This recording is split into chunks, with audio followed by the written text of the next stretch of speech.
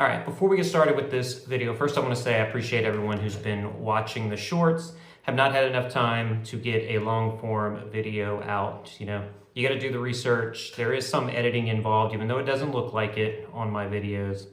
But I wanted to come on because I do have some unique knowledge in personnel recovery and rescue operations.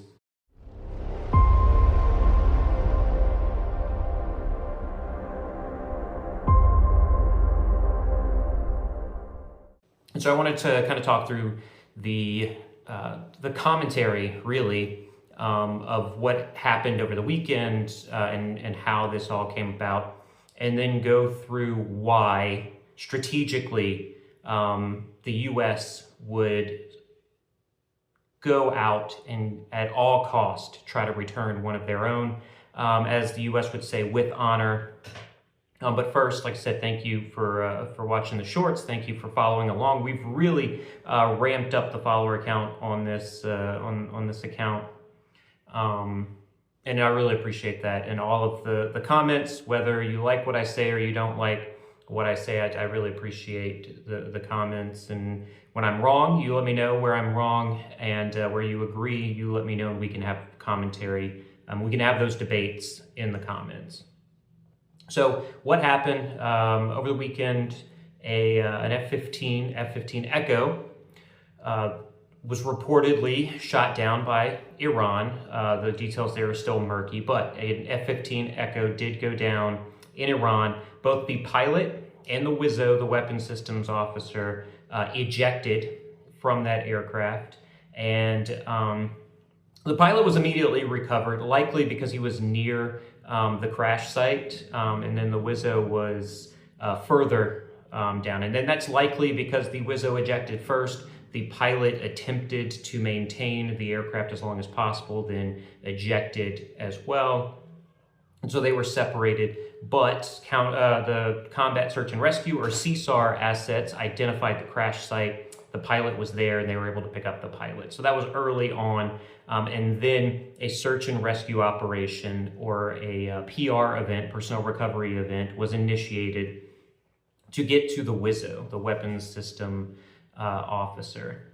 And so from there, what happened, right? So from ejection of that WISO, the personnel recovery event begins, and the SEER training that the WISO would have had to have gone through multiple times and continue evaluating his SEER training kicks in immediately. And what do I mean by that? I mean that as he or she is in the air, whatever, the service member is in the air, they are looking to identify, one, where they are going to potentially touch down, and when they put boots on the ground, where they are going to immediately head towards to begin survival and evasion techniques. So from there, the WISO hits the ground. What does he do immediately as he hits the ground? Many people assume they start booking it somewhere safe, and that's not true. Immediately, they will assess themselves for injuries, make sure they can make it to a certain destination, in this case, the destination up a mountain top for cover, so that the Iranians, the IRGC members, the Iranian police who are trying to capture this individual cannot find them.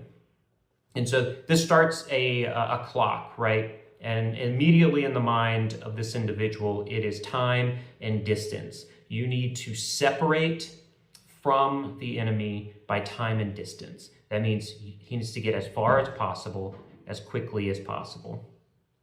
And so why I said the first thing is not immediately booking it somewhere is that there are certain things that they want to gather with them, to take with them, survival things. So he's got a weapon on his side. They have rations. Most pilots, from my knowledge and in training these pilots, typically take food rations with them, what we call pogie bait. So like beef jerky, high calorie bars, protein bars, in order to stay alive for an extended period of time, because at the moment that WISO hits the ground, he or she has no idea how long it's going to take for them to be recovered. Air superiority says that it could be a couple of hours. We identified during the global war on terrorism with air superiority in Iraq and Afghanistan is 14 to 16 hours is probably the length that someone would have to survive. But this is new territory for this service member. And so they don't know how long it's going to take. The current training has it up to 72 hours. So this took a little over 24 hours to be recovered. So it's within that 72-hour frame. And so this person was uniquely trained for that long-term survival and evasion. And it's a master class in survival and evasion. So they gathered up all of the gear that they needed, did away with and destroyed all of the equipment they do not need, and they started to run.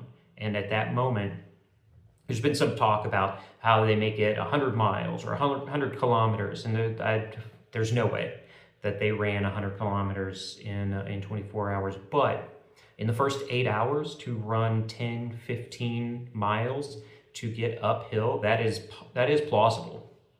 And I have seen pilots in training do that 10 miles within the first few hours. And that is that distance, right?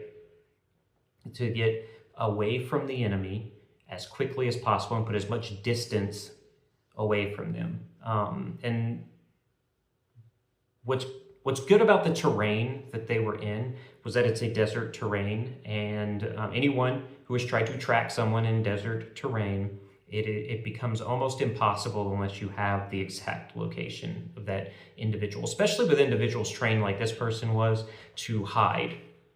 And so that's exactly what happened. They found a cave. They hid in that cave, knowing that it was going to take, it wasn't impossible for the Iranians to find them, but it was going to be a long time, days, maybe weeks, for them to find the exact cave that this person went in, as long as they stay in that location. Now, cover of night, and the evasion tactics are going to kick in, and they're going to start moving some more. Now, that is identifying that the Iranian police likely do not have night vision capabilities, so at night it'll be much easier for them to move. What likely happened in this scenario is in communication with the CENTCOM JPRC, or the Joint Personnel Recovery Cell, this individual was told to stay where they are. Assets will come and look for them that night, which did happen. And so how did they find, how was it that Iranians couldn't find them very quickly, but the US could? Obviously, it's because he was sending his location through encrypted communications. And so the team was spun up, and I've heard some commentary that, you know, there were too many assets being used to recover one person. That's simply not true, especially in a combat environment where you have no idea what you're getting into, right? And so we know that there was Iranian military, there was Iranian police, and they were all converging in on one location. And so they needed those special operations forces. They needed the recovery forces. They needed to fly in two C-130s to drop off all of the gear and everything that's going to be needed, all of the equipment, all of the military vehicles that would be needed to recover this one person. And that's what we saw happen. And this is not unique. This is what is trained for every survival and evasion training. There's exercises all the time that do this, and this is what they're trained for. And this is the package. This is the PR package that is put in place to go after, yes, even just one individual. And over the last 20 years, it's typically been one individual. It has not been a mass casualty, mass isolation, a mass isolating event that has happened. So this is not unique. The unique thing was that this was a different environment, meaning it was in the borders of Iran, not Iraq or Afghanistan, or on the African continent. But yeah, those are just the assets that would typically be used. Now, with that, why? Why did the US say we will risk millions, tens, hundreds of millions of dollars in military equipment to get one person. And strategically, it is because of the optics here. That one individual was captured by Iran, who was already throwing out AI slop and calling victory in this war. That gives the Iranian information warfare front some leeway to claim victory. We've got your pilot. You got to stop bombing us, because you have no idea if you're going to bomb one of your own, which would be an even bigger media nightmare, not just to mention social media, but the main CNN, BBC, Fox News. It's going to be the main headline for months. This is a disaster. It'd be a disaster for the Trump administration, for the U.S. military in this campaign against Iran. So, first of all, human life is way more important than a military piece of machinery, but also the strategic aspect of this, that we were able to go in to a sovereign nation and recover one of our own people. That's a huge win that can be championed. If you are a U.S. service member, you look at that and say, look, I don't mind if I have to fly over and get shot down and have to survive and evade for 2, 3, 4, 5 days. I know the U.S. military is coming for me, and I know they are going to stop at nothing to try to get me back. So that's a little bit of what happened. From my perspective, I don't have any sources inside Iran or in the current environment, but I did spend almost a decade doing this kind of training and performing these kinds of exercises, very similar to this exact mission where a pilot goes down in the middle of the desert and has to survive long term, meaning longer than just a few hours. And so that is, that's what pilots and WISOs, that's what they are all going to be trained to do. And so if you have any questions on, I don't know, that I think the government is lying to me about it, or I think they're actually putting boots on the ground, come from this perspective of this is what everyone is trained for, this is what we're trained to do in the military. This is the package that would be put together in the planning to recover this person. So thank you. If you like this, please keep subscribing. I love interacting with you guys. I love seeing the follower count go up, so I know more people are paying attention to facts and truth and not just AI slop. So thank you so much. And as always, stay safe out there.